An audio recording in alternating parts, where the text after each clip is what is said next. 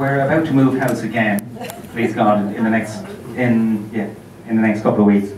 And that, Katrina tells me, is the 9th move we've had over the course of 30 years. So Katrina really is an absolute expert at this stage of packing up and moving on quickly. As a matter of fact, she's thinking of setting up a consultancy to advise people on their moves. Yeah.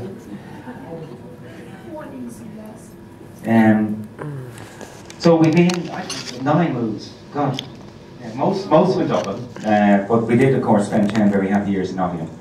And God knows where we move next. Now,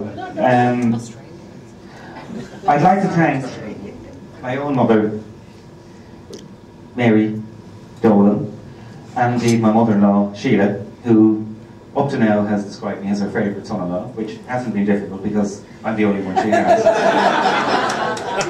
Now that may change in a couple of months, but we'd like to thank them both for their support over the years, both emotionally, financially, and with the babysit, of course, as well. So thanks to our mother-in-laws.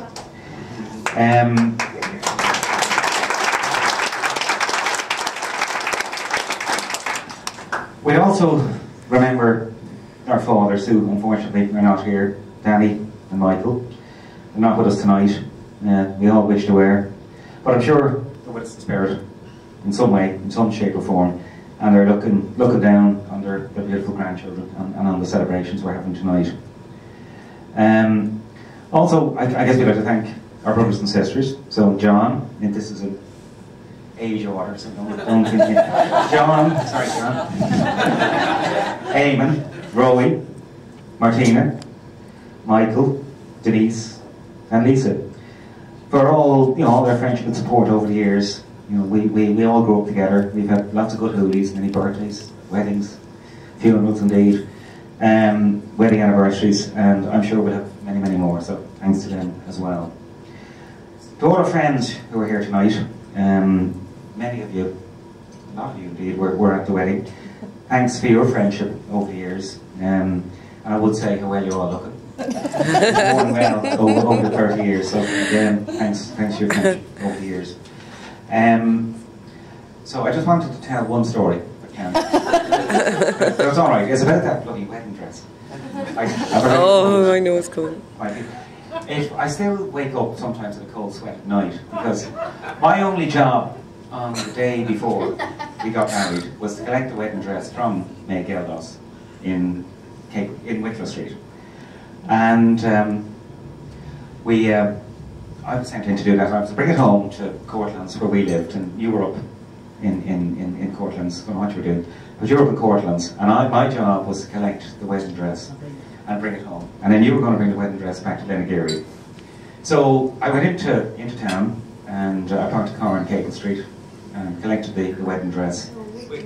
No, I know, but I parked a car on Capel Street, and I collected the wedding dress in Wicklow Street. I don't know, there's a place I could get parking.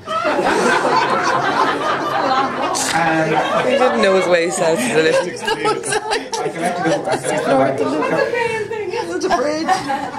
I collected the wedding dress anyway, brought it back to the car, and headed off back home to Courtlands, which is where Katrina was waiting for me. And just about 100 yards from Courtlands, I just had this panic attack, because I could not remember putting the wedding dress into the boot of the car. And I was absolutely convinced that I had left the wedding dress in the suitcase, or whatever it was in, on by the side of the road in Capel Street. So I slammed the car into the side of the road and jumped out of the car and opened up the boot, and thanks to God it was there.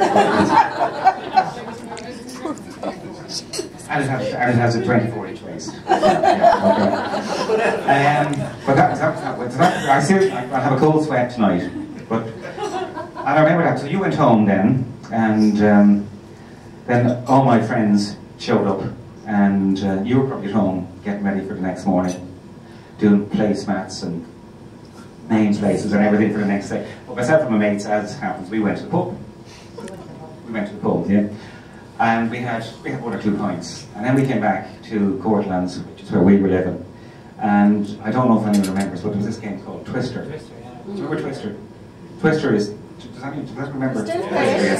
So we started playing Twister. And we were twisted. And about 2:30 in the morning, you came down, my mother came down, and she threw all the guys out. And said, this bloke is getting married, or my son is getting married in the morning, and you threw them all out and put me to bed. So I was in some shape for the next morning. Yeah, that's right. And then the next morning, John, you came in, John, do you remember? With a bottle of champagne to help me get over my hangover. So you came in and I had orange juice and champagne, which was very nice, and I was recovering from the night before until you arrived, Mother, and told me that I was going to confession. On the morning of his wedding. And if I didn't go to confession, you weren't going to turn up at the mass. That was basically the ultimatum. Some things have never changed. So off I was back to confession. Not that I needed to go to confession. I was in a state of grace. The priest is down in Gardner Street. You brought me down to Gardner Street to go to confession. Absolutely, and I'm delighted that you did. And to finish the story, just to finish the story, we got married, but all the day we got married in the Killiney Court Hotel in Dublin. People who were at the wedding will remember. But we had bought this car from Cecil. Do you remember? My brother-in-law. And this is the car we were going to go off on our honeymoon on, and the greatest piece of junk you have never seen in your whole life. So we were getting married, and the car was in the garage.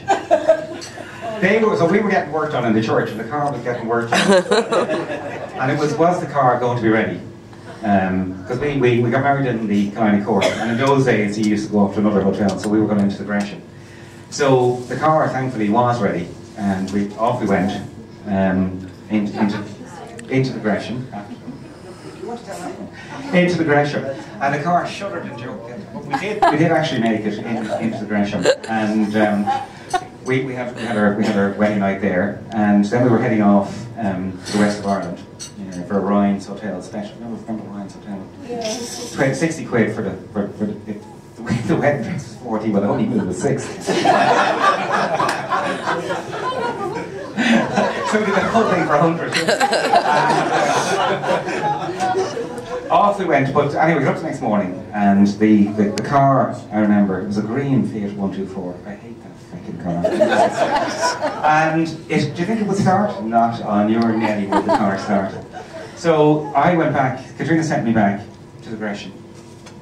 And there were 2 very grand, you know the guys who used to stand outside hotels with their top hats and their keys and their, And I roped the 2 of them in to push the car. So the 2 of them pushed us up Collins Street. Katrina was driving. And I and these 2 guys, things could only get better.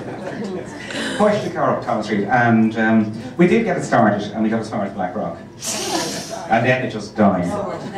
And we were going, so what the hell are we going to do? Because we had to get to Westport that night. So we rang my poor mother. As usual. And said,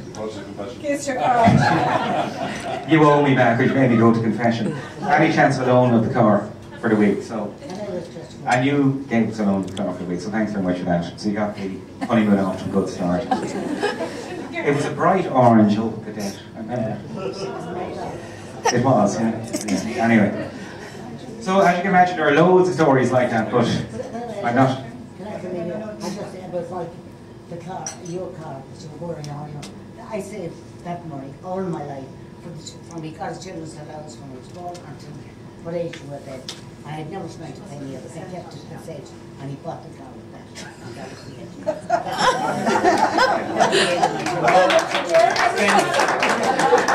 I just taught me a lesson. Okay, so thanks, man.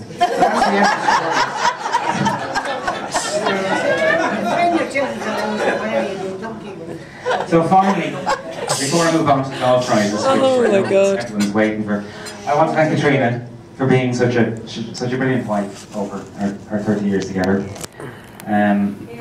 Yeah.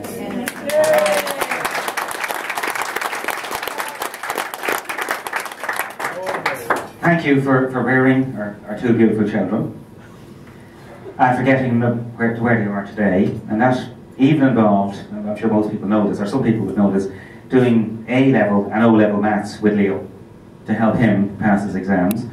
And she was a great help to Leo in passing the exams. So at the end, I think you'd admit, he was helping you rather than the other way around. But you did, it was fantastic to see her, and German. You did German as well, and that's the sort of level of devotion Katrina does for the kids. And thanks for being so patient with me when I was commuting from Bangkok and London. And indeed for putting up with my long work hours and absences as I sort of tried to climb up the slippery career ladder. Thanks for always offering me wise and comforting words when the next crisis arose. You're always there to help me out, so thank you for that. And finally then, I just want to thank you for being my best friend. We've had a great time together over the last 30 years. We've risen together to life's challenges, and I'm looking forward to spending the next 30 years with you, Darren. So thank you.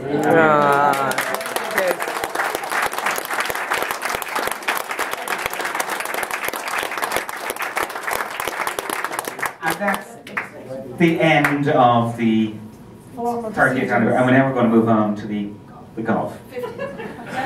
Okay. So, yeah, thanks. So we have the golf competition today, and we had, I think, 14 people playing golf, and we have a number of prizes to present. So the major prize, excuse me.